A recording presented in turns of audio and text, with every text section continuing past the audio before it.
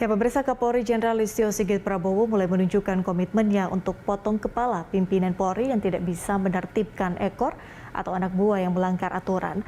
Langkah itu dilakukan agar Polri semakin dicintai masyarakat. Nah, komitmen itu ditunjukkan Kapolri dengan mencopot 9 pejabat kepolisian di beberapa wilayah. Hal itu akan menjadi efek jera bagi siapapun personel kepolisian yang melanggar aturan. Kapolri memastikan akan memberikan reward bagi personel yang menjalankan tugasnya dengan baik dan bekerja keras untuk melayani serta mengayomi masyarakat. Sebaliknya, akan memberi sanksi tegas kepada seluruh personel yang tidak menjalankan tugasnya dengan baik atau melanggar aturan. Nah, kita akan membahas masalah tersebut dengan narasumber kita yang sudah bergabung sore hari ini. Ada Ketua Harian Kompolnas, Benny Mamoto. Pak Benny, selamat sore. Selamat sore. Baik, Pak Benny, kita berbincang lagi soal kurang lebih topik yang sama, Pak Benny. Tapi bagaimana kemudian Anda melihat komitmen Kapolri soal potong kepala ini dengan mencopot 9 perwira Polri sekarang ini? Apakah ini cukup menjawab keresahan masyarakat?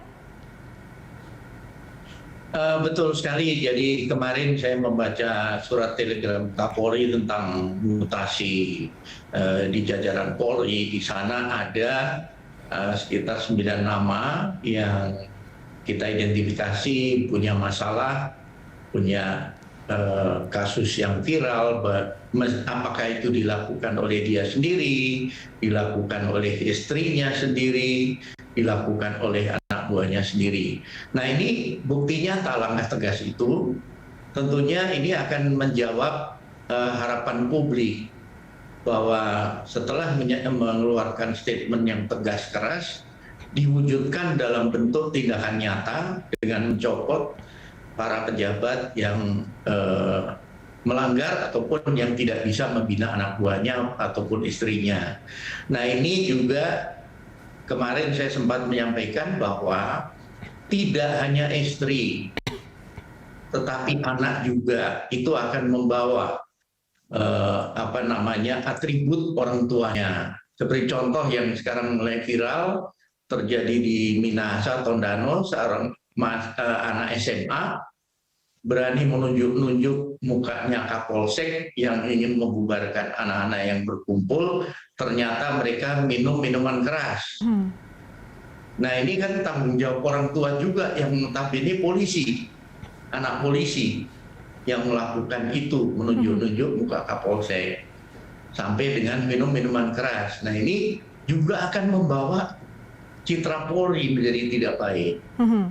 Nah, inilah peringatan yang tegas dari Kapolri sudah direalisasikan, maka ini menjadi warning kepada semua jajaran untuk tidak melakukan pelanggaran, untuk waspada dan untuk selalu memberikan pembinaan kepada keluarganya, kepada bawahannya.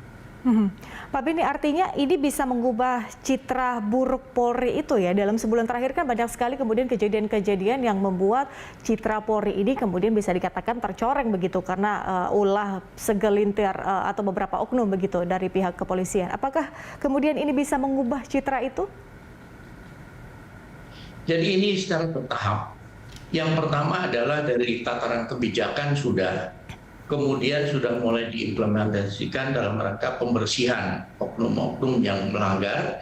Nah, jangan kemudian kita berharap seperti membalik tangan, kemudian tidak akan lagi pelanggaran, tidak akan ada lagi penyalahgunaan wewenang. Ini kasus-kasus yang ada di bawah permukaan akan muncul. Mereka-mereka yang biasa melanggar, mereka-mereka yang biasa melakukan hal-hal yang menyimpang, melalui pengawasan publik yang begitu masif dan intensif akan bermunculan. Dan inilah momen untuk bersih-bersih, baik di tingkat pelakunya sendiri maupun minta pertanggungjawaban kepada para atasannya yang harusnya membina dan mengawasi anak buahnya. Selain kemudian mencopot 9 perwira, apalagi kira-kira yang harus dilakukan Kapolri untuk kemudian memperbaiki citra Polri ini? Saya memberi apresiasi ketika Kapolri juga menyampaikan di samping menindak bagi yang menyimpang, juga memberi apresiasi reward kepada yang berprestasi ataupun mereka-mereka yang melakukan berbagai inovasi dalam rangka pelayanan kepada publik. ini akan memotivasi anggota untuk terus berusaha melakukan yang terbaik. Jadi ada keseimbangan, tidak hanya semata-mata menindak bagi mereka yang melanggar, tetapi juga perlu memberikan apresiasi untuk memotivasi mereka yang melakukan kebaikan, melakukan berbagai macam kreativitas untuk bagaimana menjadi pelayan masyarakat yang baik, mengayomi masyarakat yang baik, dan melayani masyarakat dengan baik. Pak Benny, salah satu topik juga yang kita perbincangkan sebelum dialog ini, kemudian dengan topik yang sama adalah terkait dengan kultur. Nah, ini salah satu soal dalam tubuh Polri adalah kultur lama yang bisa dikatakan belum bisa direformasi begitu. Nah, bagaimana kira-kira Kapolri melakukan hal ini? Yang pertama, kalau kita bicara reformasi kultural, programnya sudah ada dan itu dari Kapolri sebelum-sebelumnya juga sudah dicanangkan. Tetapi kita semua tahu bahwa perubahan perilaku reformasi kultural ini perlu waktu yang cukup panjang. Kata kuncinya adalah bagaimana sejak rekrutmen selama di pendidikan, pembentukannya bagaimana, ini sangat menentukan, sangat mempengaruhi. Ketika di lembaga pendidikan sudah dijauhi cara-cara praktek budaya kekerasan, kemudian di situ polisi sudah dibentuk dan dilatih untuk bisa menjadi pelayan yang baik, yang humanis, yang ramah, yang sopan, yang empati kepada publik, kemudian penegakan hukum juga mengedepankan dan mengangkat harkat masyarakat serta HAM masyarakat. Nah, ini nanti ketika mereka praktek, maka para pengawasnya itu adalah atasannya. Ketika atasannya memberi contoh yang baik, teladan yang baik, maka anak-anak baru yang mulai turun ke lapangan ini akan bisa melihat bahwa rujukannya memang bisa memberikan teladan yang baik, bagaimana cara bertindak, cara berperilaku, sehingga nanti diharapkan akan ada perbaikan. Oleh sebab itu, seiring sejalan pembenahan terhadap pelanggaran yang terjadi selama ini, yang dikawal oleh masyarakat, tapi di sisi lain juga reformasi kultural ini untuk terus dikembangkan dan terus diimplementasikan dalam berbagai aspek. Oke, artinya reformasi sebetulnya sudah dilakukan atau lagi dilakukan secara bertahap begitu. Tapi di mana Pak Anda melihat hambatannya, kesulitannya sebetulnya di mana ini? Kemudian reformasi ini kok bisa dikatakan cukup lambat?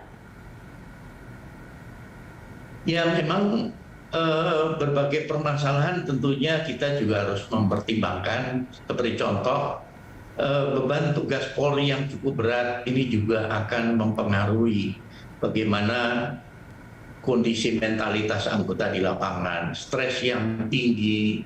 Contoh bagi anggota lalu lintas yang berada di lapangan tiap hari menghirup udara yang sangat polutif, itu akan mempengaruhi kesehatan. Mereka yang ditugaskan di bagian-bagian yang stresnya tinggi, di daerah konflik dan sebagainya, itu tentunya juga akan berdampak pada sikap yang bersangkutan.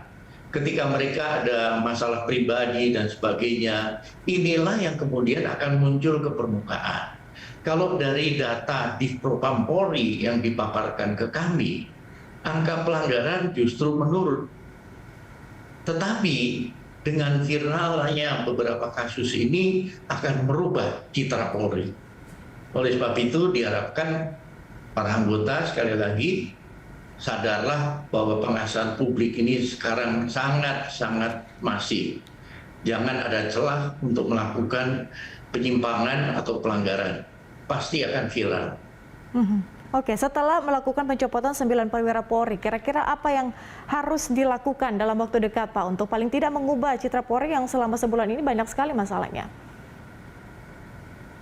Ya, sekali lagi bahwa dengan arahan Bapak Kapolri, saya mengamati bahwa para jajaran kewilayahan sudah secara aktif melakukan pengawasan, pembinaan kepada para anggotanya untuk selalu mengingatkan agar hati-hati tidak melakukan pelanggaran dan penyimpangan. Ini sudah disampaikan secara masif, baik melalui daring maupun secara langsung. Pengarahan, briefing sudah dilakukan. Tetapi sekali lagi, angka pelanggaran yang di bawah permukaan yang selama ini dilakukan oleh beberapa oknum, ini potensial tetap akan ada yang muncul ke permukaan.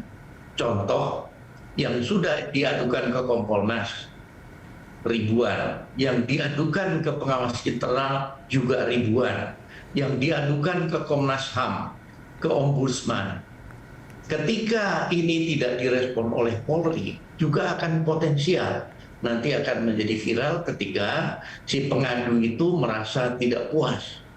Nah, oleh sebab itu, pembenahan secara menyeluruh perlu dilakukan.